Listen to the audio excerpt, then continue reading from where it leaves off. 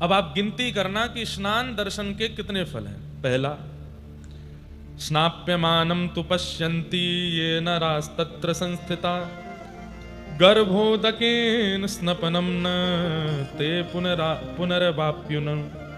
जो मनुष्य स्नान काल में भगवान का दर्शन करता है उसको पुनः मातृ गर्भ में नहीं आना पड़ता। उसी समय निश्चित हो जाता है कि ये उसका अंतिम जन्म है, अब वह दोबारा धरती पर नहीं आएगा।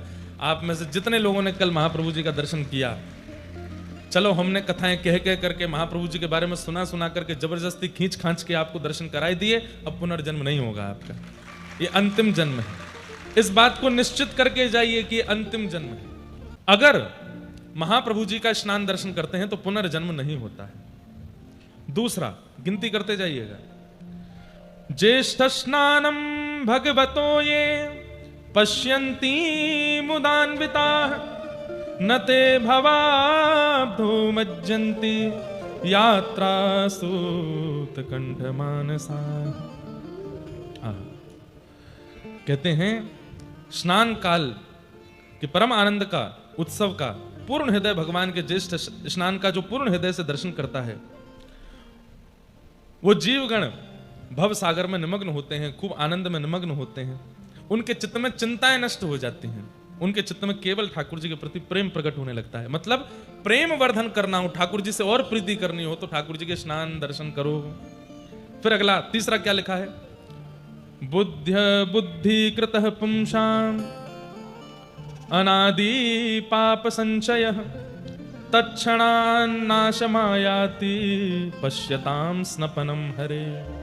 जो व्यक्ति महाप्रभु जगन्नाथ जी के स्नान का दर्शन करता है, बाल्यकाल से लेकर के अब तक ज्ञात अज्ञात रूप से जो भी पाप हुए हैं सब नष्ट हो जाते हैं, तत्क्षण खत्म हो जाते हैं।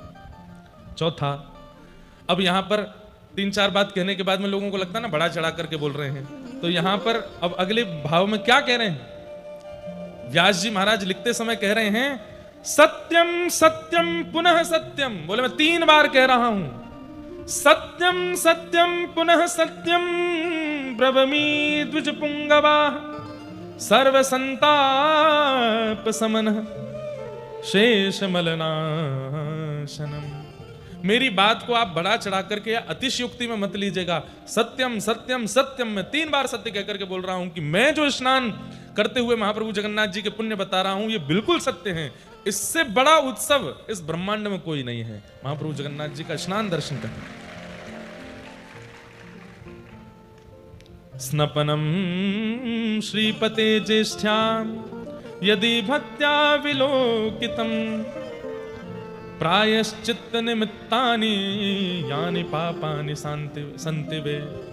जो लोग अपने पाप का प्रायश्चित करना चाहते हैं, मतलब अपना पाप याद है मैंने ये पाप किया है और मैं इसका क्या करूं, कैसे करूं, इससे कैसे बचूं, इसका प्रायश्चित क्या करूं, तो बोले प्रायश्चित करने में कुछ समझ ना आ रहा हो कि क्या प्रायश्चित करें, तो ज्येष्ठ पूर्णिमा के दिन महाप्रभु जगन्नाथ जी का स्नान दर्शन कर लो, आपका प्रायश्चित हो जाता है, सारे पापों से आप मुक्त हो जाते हैं। तानि सर्वाणि क्षीयन्ते पश्यताम, 4 हो गए हैं, 5वां बता रहे हैं।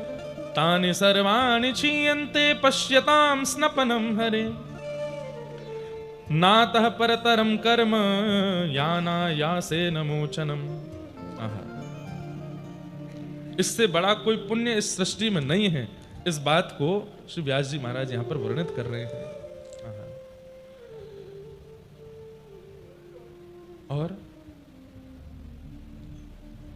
क्या क्या लिखा है, महाप्रभु जगन्नाथ जी के दक्षिणाभिमुख दर्शन कर श्री स्नान वेदी पर दर्शन करने से क्या होता है, व्यक्ति पवित्र होता है, समस्त यज्ञों का फल मिल जाता है, जितने भी अनुष्ठान वो जीवन में करना चाहता है या कर नहीं पाया है उन सब का फल मिलता है, महादान का फल प्राप्त होता है, करोड़ों ब्राह्मणों को भोजन कराने का फल प्राप्त होता है। लो है गो भंडारों का, आप 100 200 500 को ब्राह्मणों को खिलाओगे, लेकिन कोटि ब्रह्म को प्रसाद पवाने का, महादानानि दत्तानि भोजिता कोटिशो द्विज, करोड़ ब्राह्मणों को भोजन कराने का फल प्राप्त होता है स्नान वेदी पर महाप्रभु जगन्नाथ का दर्शन करने से।